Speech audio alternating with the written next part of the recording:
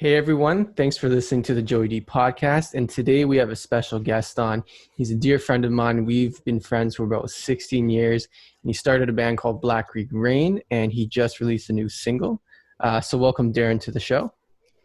What's going on, everybody? It's a real honor to be here. Thanks, man. How's it going? And it's been pretty good. It's been pretty good. I can't complain. I'm trying to navigate all of this just like everybody else. But so far, so good. What's been up with you? It's good. It's been busy, man. Like you said, navigating through everything with COVID. One of the benefits is, as I'm experimenting with the new podcast, is Zoom interviews work to my favor because I don't necessarily have the studio space to bring people inside. So I'm trying to see the silver lining in everything. But you've had a busy weekend because you just dropped a new song. Oh, Lord. Where do we even start with that? Yes, we just dropped a brand new single with local celebrity, Mr. Danny Fernandes. Some of you might remember him from 10 or so years ago when him and his brother, Sean, was killing it. And so we were lucky enough to have the opportunity to work with him. And while I'll say it was a surprising and a unique experience altogether, I'm glad that we went through it. And the song is out. It's everywhere. You can check it out. Black Creek Rain, REIGN. Every streaming platform known to man, it's on. And yeah, it's been crazy trying to promote that and get it out there. It's a lot harder now without the live show to really promote your music. But now you've really got to start building a social media following. And that's always been a struggle for us, to be honest. Mm-hmm. So let's just go back. So you did a song with Danny Fernandes, who back in the day, he had the song like Private Dancer. I think Fantasy was one of his as well. He had Fantasy. He had Hit Me Up with Josh Ramsey of Mariana's Trench. He had that duet he did with his brother, Sean. He had a few songs back then. He got signed. Like, he was a big deal 10 years ago, man. He was signed by Akon and, like, was winning this award and that award. And really, 10 years ago, he was a big deal. Admittedly, I don't think he's put out very much recently, but, man, he was something back then. Yeah, he was. So how did you end up getting connected with him? Like, how did you end up doing a song with him? Well, one of my buddies, our mutual friend, Rufus, shout out Rufus, you know what it is. He linked me on an ad that I think was either on Craigslist or Kijiji or whatnot. And so it said, record with Danny Fernandes for $40 an hour. So I jumped on it. I emailed him, and in my head, I'm like, I'm going to rent this guy out for like 10 hours. Like, what the hell? We're going to do a Black Creek Rain Danny Fernandes EP. Like, what the hell? If it's $40 an hour. Then I called the studio, and the guy's like, oh, no. It's not $40 an hour to record with Danny Fernandes. It's $40 an hour to record in the same studio as Danny Fernandes. And I'm like, oh, technical foul, mate. That's not what the ad said. Yeah. I read this ad, and my man would not have sent it unless he was sure of what it said. That's nonsense, and that's faulty advertising. I'm not interested. See ya. And so he calls back, and he's like, yo, hold on. Normally, it's like $10,000 to have a feature with Danny or to record with Danny. But like and this was right when the pandemic started, really in the summer. Spring, summer or so. And he's like, yo, but like, I'm sure if you want, like, Danny will cut you a deal. He could record with you for like, $2,000-$3,000, that sort of thing. And I'm like, all right, like, that's certainly better and something I would consider, especially with that name. But I'm already not liking where this started out with the dishonesty. So I'm going to have to get back to you later. Talked about it with Big Lex, the other member of the band. Shout out Big Lex, you know what it is. And yeah, so I hang up the phone. I say, I'm going to talk to Lex, sort it out. Then all of like 15 seconds later, this guy calls back again. And he's like, yo, I just spoke to Danny. He can do it for $1,000, but you got to go meet him and give him the money like right now. And I'm like, if you had this full length conversation in 15 seconds, like, no, you didn't. This is obvious nonsense. I'm not interested anymore. Yeah, that's suspicious. That's really suspicious. It's like, you didn't just speak to him for 15 seconds and develop this whole thing. Something's not right here. So I'm like, yo, man, nah, I'm not interested. I'm good. So I block the number. I hang up the phone. Then, like an hour later, I get a call from none other than Danny Fernandes himself. And I'm like, what's going on here? So he's like, hey, man, I heard you were speaking with my manager. I can't remember his name now, Adrian or something like that. And I'm like, I think I was speaking to somebody affiliated with you. I don't know if it was your manager or not, but I think I was speaking to somebody on your team. Yeah. And honestly, he was just kind of pressuring me to send to like meet up with you and give you money and shit like that. And like, I don't know if that's I don't know what's going on there. That's your camp. That's your business. But I can't say that I was interested. Like, you could audibly hear him just, I told him not to speak to people like that. That's not how you do business. And I'm like, you're right. That's not how you do business, because it was awfully sus. Like, it was awfully suspicious. And he's like, no. Let me lay it down for you for real, since we're already on the phone. It is a paid feature. I know it's COVID time. Normally, I really do charge $10,000. He was right. But I'm willing to work within your budget. Let's talk. What do you got? And beforehand, you got to send me the music, because I need to like it first too. And I said, okay, that makes more sense to me, right? You're not going to be featured on a song that you're not actually passionate about. That's the artistic integrity of all this. Exactly. So I spoke to, and I said, all right, listen, if you're willing to go $2,000, you're a big name. I grew up with you. All my friends grew up with you. We all know you. You're actually a big deal. At least you were. So yeah, like, I'm willing to do $2,000. Lex was okay with it. He had checked him out on social media and whatnot. He saw the SoCan awards. He saw the views. He saw the streams. He saw the followers. He's like, this guy's obviously legit. Sure, we'd be silly to pass this up. So then we end up writing up a contract. We do it. I send him some demos. He actually likes the one that is released now, You and I, the dance pop funky one. He liked that one. So we did that. The cool part of all this was when we were in the studio with him. And like, I was taking pictures and getting some videos, and we were all kind of vibing on it. My social media, the band's social media rather, never had more traffic than when he was on it, which was cool. And I was like, this is a really good start. He was a nice guy to meet him. He did what we needed. He was willing to redo it a few times. He stuck around. He didn't kind of rush off. It was nice to actually meet him and see him in person. It's cool because like you grow up seeing this guy on TV, and now he's in front of you, right? And you're working with cool. him. And you're like straight up legit working with him. So it was really, really cool. He had good things to say about the sound. He was willing to do a little bit more. Actually, we only really thought that he was going to collaborate with us on the chorus. But then he wanted to do the pre-chorus as well. And we're like, yeah, absolutely. Cool. That's a good sign. Wow. Maybe you actually really like the song. So I was really, really hyped up about this. And all of my people, I hadn't spoken to in like 10 years, straight up DMing the band account. And verbatim, no word of a lie. They were like, oh, damn, Darren, are you famous already? Did I miss this? I see you in the studio with Danny Fernandes, dog. Like, you for real now? I'm like, I've been for real. Where you been? I've been for real, dog. Just now you're seeing it, right? I've been for real. So it was crazy and there are people who now really started to give the music a chance and really started to like some of the older stuff we did. So it was cool. And then now that the song is out, we're hoping he'll eventually promote it. We'll see how that goes. But I'm glad it's out. I really hope everybody listens to it. It's the biggest thing we've done thus far. It's the most radio-friendly thing I think we've done so far. A lot of people say it sounds like Maroon 5. A lot of people say it sounds like Bruno Mars. I think that's great company to be in. So yeah, I mean, I've heard the song and I've heard it. I got to hear it before you put it out officially. I like the song a lot. I think it is going to be your most popular song. It has that Maroon 5 kind of funk dance pop hybrid. Yeah, that's exactly what we were going for. Yeah, and I think you hit a sweet spot with the song in terms of like what's a song you can put out there that's your style of music, but is kind of easy to listen to, like radio friendly type of music. Yeah, we were always right from the first band and the first incarnation of the Sevens Muse. Even that very first album, Don't Be Afraid, which you can still find on SoundCloud, he said, promoting his music again. It's every song on the album is a different genre. Every single song. Even now on our Spotify, every song's a different genre. We're more of this genre fluid entity than like a reggae band or a funk band. We're just like an everything band. And I think that's the direction the industry is moving for artists. Yeah, because especially in Toronto right now, the music industry, it's a saturated market. There's a huge sort of favoritism or a huge kind of like it's a lot of rap right now, which seems to be the Toronto scene. And it's interesting. It's interesting because you're not rap. It's not a genre I'd say you touch on. You touch on a mix of different genres. I compare you a lot to the Red Hot Chili Peppers in a way, or at least to some of your songs.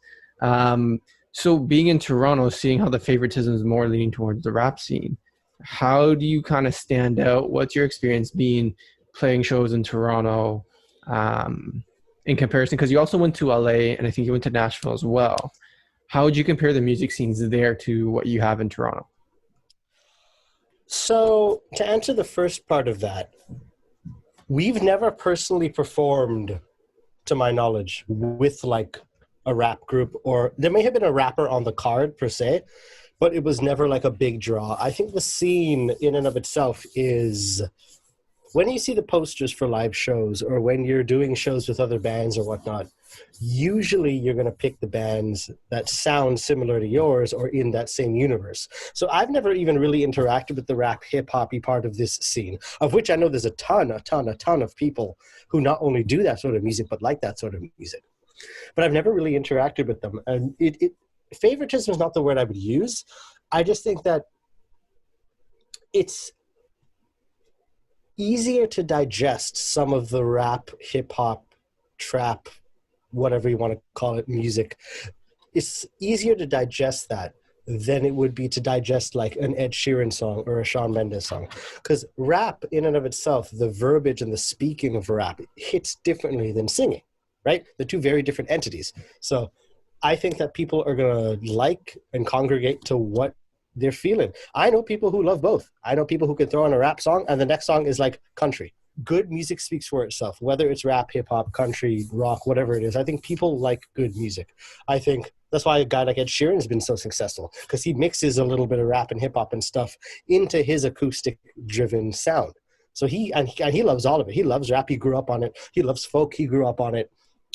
But all of his music is quality songwriting. And I think that's got to be the focus for artists. It's got to be quality songwriting. It can't be pigeonholing yourself to a genre. You can't be like, all right, well, I'm metal and I'm only going to play metal and I'm only going to listen to metal and deal with it. Because you're going to go nowhere fast if that's your attitude. Yeah, because the metal like fan base isn't as big as it used to be as well. So when you stay in one genre, you're limiting your fan base as well. And like someone like Ed Sheeran, because he's so talented, he's kind of shown that he has his definite sound, but he's shown that he can incorporate other styles of music and other genres without compromising the quality or integrity of his brand. Exactly. And that's when we were in LA and Nashville, to get to the second part of your point. When we were in LA and Nashville, we were seeing some people fall into that trap. Like when we were in Nashville, there was a lot of country, which we expected, obviously. Yeah. But when we went on and we started to do reggae music, everybody was like, whoa, what's this? Whoa, what's going on here?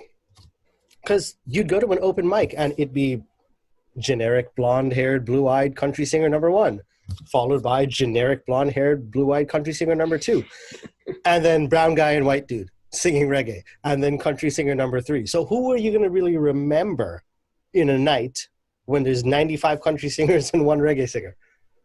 Right? Mm. It's and that's not to say that people tried to sound a certain way in Nashville or LA. People did what they liked, but you can't just be one-dimensional. The industry is just too fast evolving. It's too fluid. It's too ever-changing to just be like, well, I'm a folk singer, songwriter, country person, deal with it.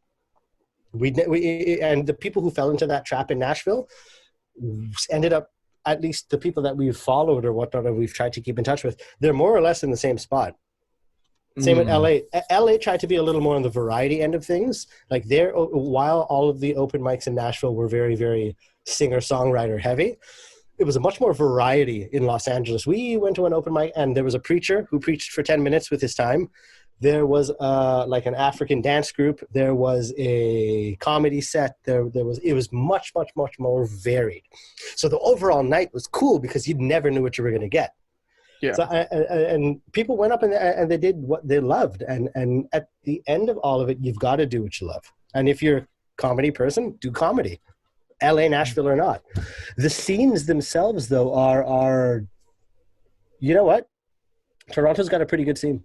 Toronto's got it's a quality scene. There's a lot of good quality here. There's a lot of good fans here. And you don't need to leave here if you want to make it. That's really something I'd like to stress. Any Toronto artists listening, you do not need to go to LA or Nashville to make it, because you can do it right here. That's interesting because they say if you want to make it, go to LA, chase your dreams. If you want to do country, go to Nashville. And if you want to be a rapper, Toronto has a lot. So it's interesting to hear you say you can do it in Toronto. I don't think you can do it from like Yellowknife. I don't Yeah. think you can do it from like Wyoming, but I think the big cities you can do it from. Okay. Interesting. But like you don't find that there's an oversaturation of like your style of music or bands in your genre? There's a lot of musicians. Oversaturation, yeah, that might be a good way to describe it. But also, it's one of the best litmus tests to really determine if this is something you should pursue or not. Because if in this big, gigantic river of musicians, you're one of the salmon who's able to swim upstream, and you're one of the people who's consistently bringing fans out, consistently putting out quality music, consistently being revered by fellow musicians, it might be a good litmus test for you to say, okay, yeah, we can do this. We can hang with these guys. Interesting. Okay. So then how do you make yourself stand out above the other bands? What I think is our biggest strength is actually a few things. So we start every set with a cover song, and then we end every set with a cover song. And it's a great way to engage and interact with the crowd with a song that they're likely already familiar with. You can't go in as a musician thinking everybody knows your song. It'd be so silly for me to go to a venue I've never played at, in a city I've never played at, and be like, here's 45 minutes of original music you've never heard, deal with it. What? No. Yeah. Right? So it's cool to play your original music. And everybody expects to hear your original music. But also you have to understand that this is also a show, and people want to engage in it. And people can't engage in a song they never know. That's why nobody auditions with The Voice, or very few, I should say. Nobody auditions with the song that they wrote. It's always a cover song. Exactly. Yeah. And I always say, just because people are there, especially on open mic nights or concert nights where there's multiple artists on the lineup, you need to give people a reason to listen to you. Exactly. And usually, in music, it's cover songs is the way to get someone to listen to your music. Because if they see that you can do a good rendition of a song that they like, they're more willing to listen to your original music because you've kind of proven yourself to them. Straight up, we do this killer throwback medley where we play like 4 or 5 chords in a row and we just loop them and we sing like 5 or 6 songs over it. It's a throwback medley. We do like Buy You a Drink, we do Scrubs, we do, and it gets the place bumping. And after you get the place bumping, people are much more receptive to your original music than if you were to try to do the reverse. Yeah, it's true. And I mean, I've been to a number of your shows. I've been your hype man at a few. Yeah, I was about to say, you're one of the MCs, guy. I hope you've been there. And I can't wait for things to go back to normal. Because even though I'm up there for 2 minutes at most, but I love it. It's the energy, and like my job is just to get the crowd hyped. And then you go in with a killer cover, and people are paying attention. They're engaged. Fact. And I think it took some time to figure out that sort of rhythm of your live presence. Mm-hmm. But I think once you got it, which I think you're starting to get about maybe 2 years ago, a year before COVID started, you were killing it. God, yeah. What a time it was. Yeah. So what's next for Black Creek Rain? Do you have an album coming out?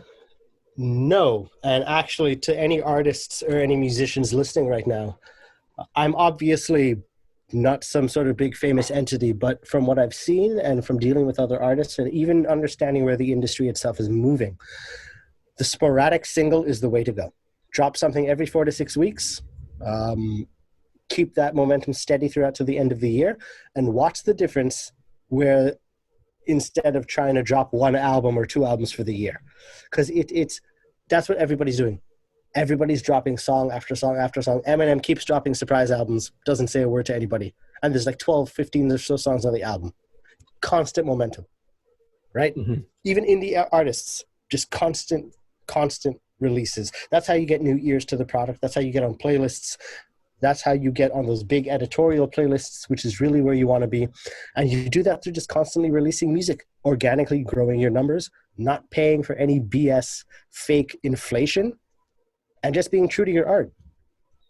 Interesting. That's an interesting strategy. Because like for me, I like just to go on Spotify. Sometimes I'll play music by the album. So just find the album, click play, and like I'll go on a drive or whatever it is that I'm doing. Um, but yeah, I would agree. Yeah, because if you put out an album, what's an album like 12 to 15 songs usually? People Yeah, know about ish, yeah. 5 of those songs. Because the other 10, half the time are like fine. They're not great, right? Yeah, and it's also if you put out a bunch of songs all at once, like everyone's attention span isn't to listen to one artist the entire time. I might do it Yeah, sometimes. that's a very good point. Attention span, something I forgot to touch on, but that's exactly it. Some of my favorite artists, like I can't sit through a whole Eminem album in one sitting. Like I just can't. He's one of my all-time favorites, and I just can't. Like an Ed Sheeran album, I can get through about half of it. And then I'm like, all right, I just need to hear something else. Not because the songs are bad. I just don't have the attention span to listen to 6 straight acoustic songs. Yeah. I just don't. And Right. then when you go back to the album, you tend to go to the songs you already heard. Yeah. I don't like even Taylor Swift's like most recent release, Evermore or Folklore or whatever it was called. That first track she did with Bon Iver. Oh, that was a banger and a half. Exile, that was a banger and a half. But it's that and like 2 other songs of the album that I remember, and like that's it. And it was like 14 songs or something like that on the album, and I really only remember 3 off the top of my head. Yeah, and then, like I've noticed even like I listen to a lot of country music and like Florida Georgia Line, Chase Rice, they've been releasing EPs probably every 6 months or so. So like 5 to 6 songs are released in like more small doses than previously when they'd release like a full length album. Mm-hmm. And they'll even call it like the new album part 1, 4 or 6 months later, new album part 2. But it's easier to digest and actually listen to all the songs that come out that way. I agree. Unfortunately, everybody's attention span is just dropping and dropping and dropping. And as annoying as it might be, you've got to adapt. We're not Garth Brooks here, a guy who actively refuses to be on streaming platforms and still sells CDs at concerts. Oh, wow. We can't be Garth Brooks. Now, he can do that because he's literally one of the biggest country acts ever. But very, very few people are. So he can call the shots. We're not there yet. Most of these local artists, me especially, we're not there yet. We've got to play by the rules of the industry. Interesting. So something else I want to touch on as well, just shifting gears away from the status of the music industry right now, is you were Heaven's Muse before. We were Heaven's Muse. That's what we were. So what happened? And because I also had a podcast, my old podcast was The Leader's Bench, and I changed the name just a month ago. Mm-hmm. So why did you go through the rebranding, the rechange? Even the quality of your music definitely had an upgrade under the new name, Black Creek Rain. So what happened there and why the transition? So the origins of all of this, in 2013, because that's really how long I've been actively in the industry, 2013, I had a project with I went to York University for music performance. Great degree, loved working with the professors, learned so much, and I wouldn't be the musician today if I wasn't, so shout out to York University. I had a project that it was like record 2 original songs, put it together in an electronic press kit, pretend like you're a real musician and that your teacher is like a festival or like a curator or something like that. And it was more or less, hey, submit something to me. Let me see what you got. And I'm like, all right, now this is what I want to go to school for. Let me record my music and this, that, the next. I had been sitting on a couple of songs for a while and I just never knew what to do with them. And now I was like, sweet. So with Heaven's Muse, I went into the studio. We recorded at MH Studios. Shout out to them. They've had our back since day one. We threw up the art. We did everything like that. And as we recorded these 2 songs, we're like, this is really good. Let's record some of the other songs we've got and just throw it in an album. We've got to get around to that anyways. So I submitted. The teacher says, yeah, this is cool. He wasn't thrilled about it, but it was the first songs that we had ever recorded. We were excited. So we threw it up on SoundCloud. We announced ourselves to the music world. We got our friends to like listen and like and share and this, that, the next. I won a contest on SoundCloud or on something or the other that was like advertising. So it pushed it out to an international audience. And we ended up racking up like 40,000 listens or so on our very first album on SoundCloud. And I'm not BSing. You guys can go on SoundCloud and see the numbers yourself. And we had comments from all over the world. We had Italians and French and Malaysia and everywhere you can imagine. Legitimately real users really commenting. And we're like, yo, we've got something here. We've really got something here. This is stuff that we had really thought was going to take off, and it really seems like it's taking off. So then I ran into my man Lex Stoltz, and we had needed some more members because right now it was just me and the other founder of Heaven's Music girl, Lindsay. Shout out Lindsay. And he listened to Culture Shock, the very first song we dropped. He thought it was great. He wanted to join the band. He saw the organic growth and following. He's like, yo, you guys are really doing something here. I'm like, well, we're hoping to. We put together the band. Our very first show was North by Northeast. Somehow. I don't know. To this day, how we got that. I couldn't tell you who booked it. It wasn't me. It was not me. We played North by Northeast. You were there for that first show. That was the Silver Dollar. That was at this point we had fast forward to 2015 or so. And you remember, it was a packed house. There was like 4 other bands. It was crazy. It was a real festival. It was. I didn't know that was your first show though.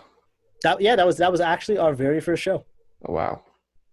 It was actually our very first show. It was, yeah. And so to announce ourselves like that into that type of audience, and we got stellar feedback. People loved the originals. They loved the covers. We did the same thing. We threw in some covers with our originals, kept the audience entertained. But that fell apart because we couldn't quite seem to agree on things as a band. The co-founder and I, Lindsay, she wanted to go one way with things. She wanted to go with this neo-soul R&B type thing. I wanted to go with a more rock, reggae, funk type vibe. And as similar as those genres may be, they are quite different at the end of the day. And we just weren't being fulfilled with each other musically anymore. And so we decided to kind of call it quits. I took Lex and I took the drummer, and we decided to rebrand ourselves as Black Creek Rain because we wanted to let the world know, and this is probably why you rebranded too. I wanted to let the world know that this was different from that. Black Creek Rain is different from Heaven's Muse. They came from each other. They're symbiotic. They don't exist without each other, but they're different from one another, right? Mm-hmm. You wouldn't have the Joey Dee Podcast if it wasn't for the Leaders Bench. I wouldn't have Black Creek Rain if it wasn't for Heaven's Muse. Black Creek Rain is a different entity altogether, but it came from Heaven's Muse. That's true. So when you and Lindsay kind of decided to go in separate directions and Heaven's Muse was no longer going to exist, mm-hmm. Did you have any moments of thinking maybe I should just quit or maybe I should stop? Like, did you have any of those thoughts, any doubts? Even right now, things can get discouraging. Let's fast forward a bit to the release of this song, right?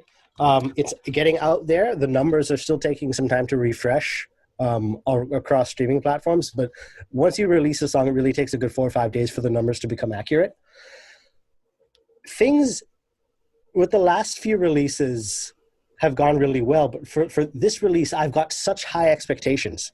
Especially with such a big name on the song, I've got such high expectations of this song that even the slightest deviation from what I have in my head can be discouraging. Literally today, I was in a frantic pace, sending this song out to everybody because I took a look at what's the really unrefreshed, unclear version of the numbers on Spotify. And I'm like, this is not good enough. This is not good enough. It's discouraging. But at no point do I want to quit. If anything, the discouragement pushes me to move harder. This pandemic has shown me who's really serious in this industry and who's not. If you're not excited about spending all day with your craft, this might not be for you. Mm-hmm. So then how do you get over those? Like, you have these expectations. What happens when your expectations aren't always met? And hopefully with this song they are, because it's, like I said, it's a great song. I love it. I'm probably responsible for like 15 of your streams. Hey, in the past 48 hours. But when you have those deviations that hit, like even like to go back, like when Heaven's Muse was no longer going to be the band name and you lost one of your founding members, how you overcome those doubts or those deviations that mess with your expectations? You have to put things in perspective. Our PR guy, Eric Alper, he is a host on Sirius XM. He's killer. He's got hundreds of thousands of followers everywhere. He put it in perspective to us. Nothing happens in this industry without something. Okay, that's very poorly phrased. Nobody scratches your back without you scratching theirs first. Nobody. Mm-hmm. So if a song has millions and millions of streams, it's likely somebody paid to be put on a playlist. If a video is blowing up, it's likely it was paid for. It's not the type of thing where you just stumble upon it. Yeah, right? not unless you have like a viral video or something, but they're hard to manufacture on purpose. Those are the anomalies, right? So it's you must 90% of songs on Spotify have less than 1,000 streams. 90%. And so even looking at like us, for instance, Culture Shock racked up 25,000 streams. Compared to the rest of Spotify, it's in like the top 5 or so percent. It's absurd how good that is. Now, when you break it down and there's like 30 million songs on Spotify, it's hard to wrap your head around sometimes, but you've got to stick to your path. You've got to understand there's millions of other people out there doing the exact same thing, and there's room for everybody. You can't think that this is a competition. You can't think I've got to have more, like I've got to be doing more than this person. This is a community. This can't be a competition. We all can thrive.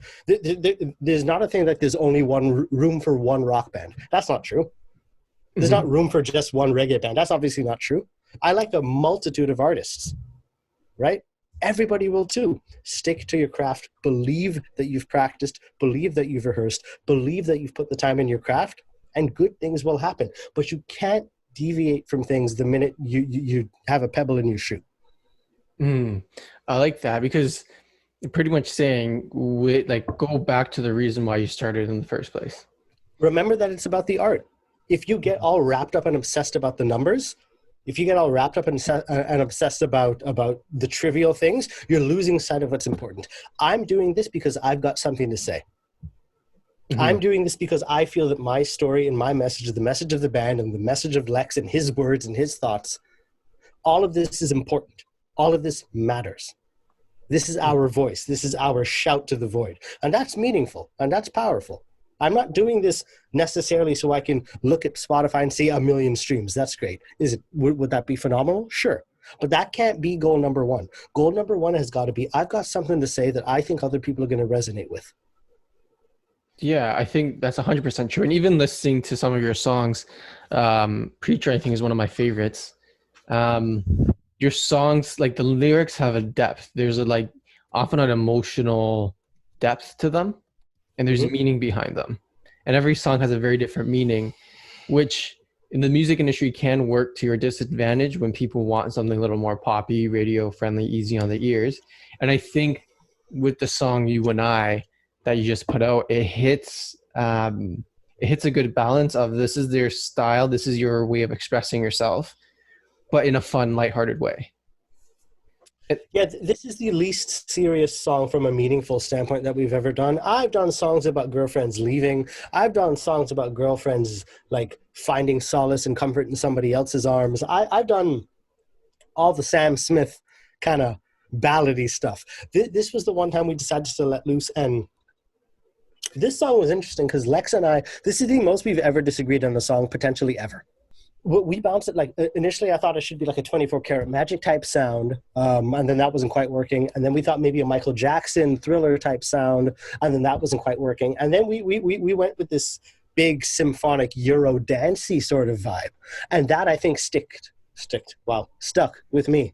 And Lex was like, yeah, this is fine, I guess. But this is the vision that Darren had, so I decided to run with it because he felt strongly enough about it. Interesting.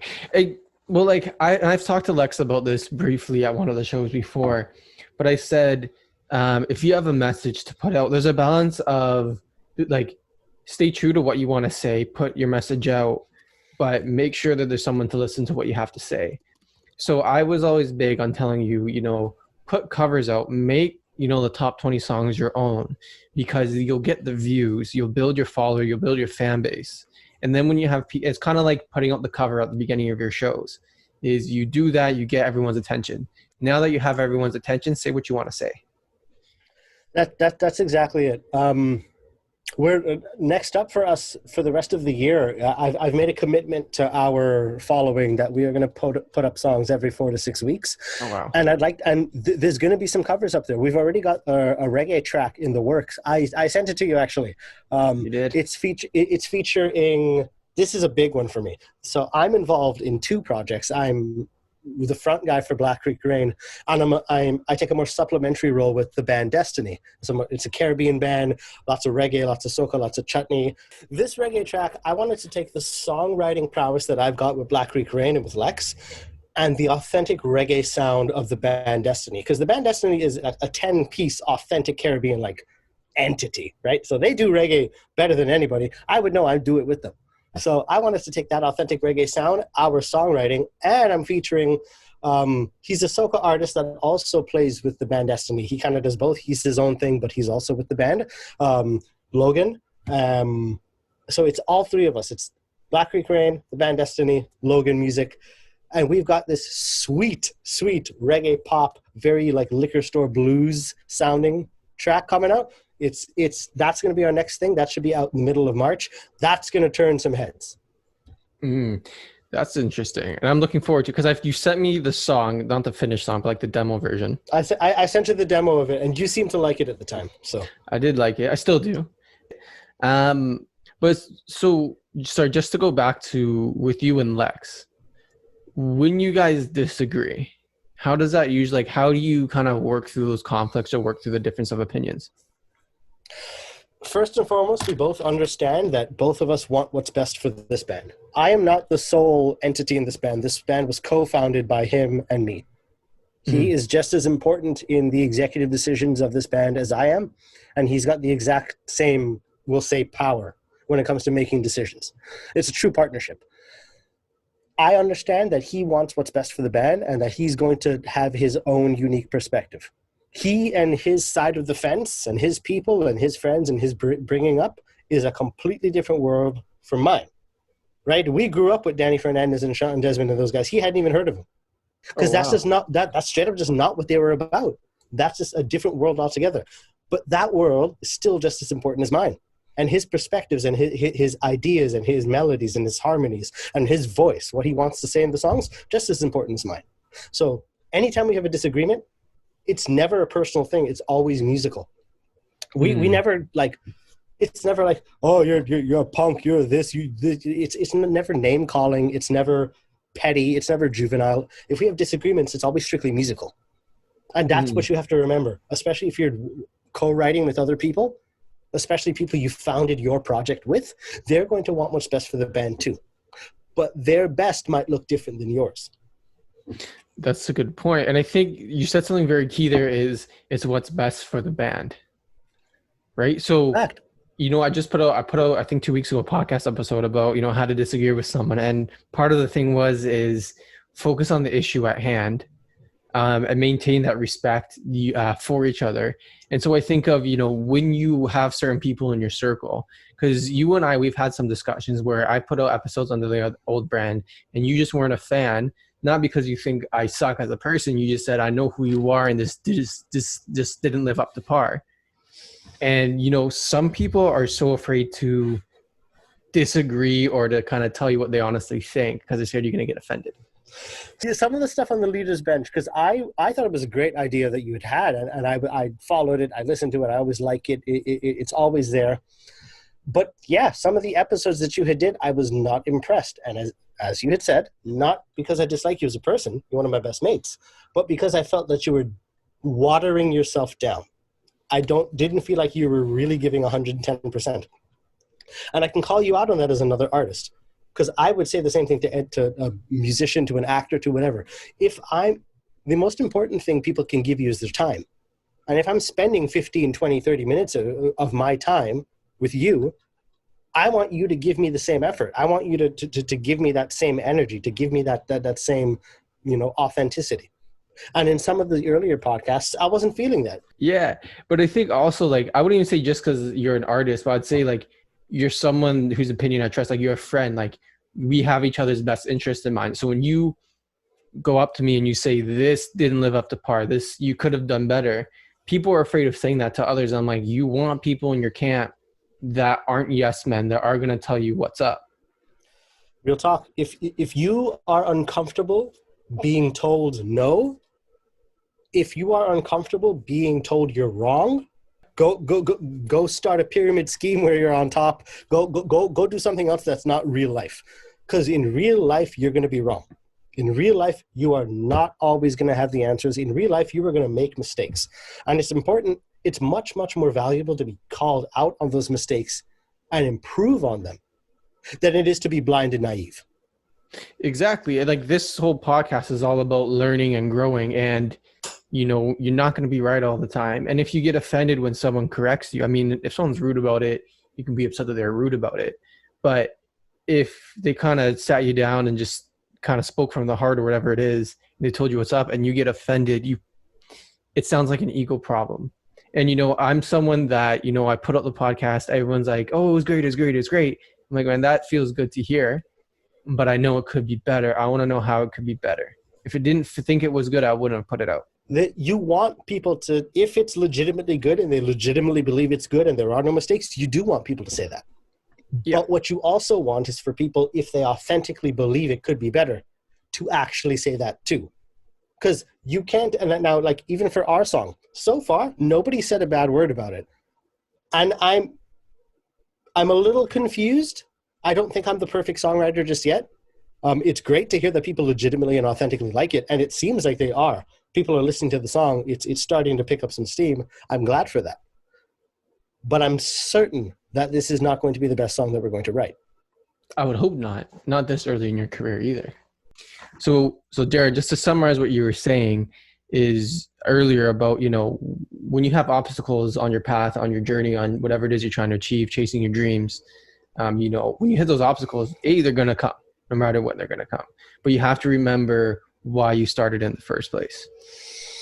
Because no matter what, after you started, you're ahead of where you were when you had the motivation, right? Correct. It's so important, especially in a world full of distractions and in a time that seemingly everything is instantaneous. It's so important to sometimes dial it down a notch or take it back to the basics and remember exactly what it was that started you on this journey. Like in my instance, to wrap up with a brief example, I had, after the first album, the one that had shot up to like 40,000 streams or so on Spotify, not Spotify, I don't think that was a thing at the time, SoundCloud. I had writer's block for probably the better part of a year. And I just everything was good. Everything was peachy. And I had nothing to write about. And then I started seeing somebody, and then you had that whole kidnap situation that happened where, real talk, this girl I was seeing decided that going back to her ex-boyfriend, who was more or less abusive, was a good idea. And that knocked me around the world and back. That took the wind right out of my sails. But that same week when she decided to break up with me, that same week I sat at the piano and I started writing Never Me, which is one of the title tracks from the second album. And then I wrote more and more and more and more. And before you know it, in about a couple of months, I had like 10, 12 songs just about this girl. And I couldn't stop writing. And that was it for me. As soon as I started really delving into the emotional aspects of that and using this as a positive reinforcement, as a positive healing tool, I've never looked back. And that's my inspiration, and that's my motivation, and that's what I never forget. Oh, wow. That's good, man. Because, like, our pain teaches us lessons. And when we go through hard times, like, or obstacles, whatever, there's a lot of growth there and a lot can be gained. You took what you went through and you turned it into music. You turned it into artistic expression. And you wrote great music great music came out of that.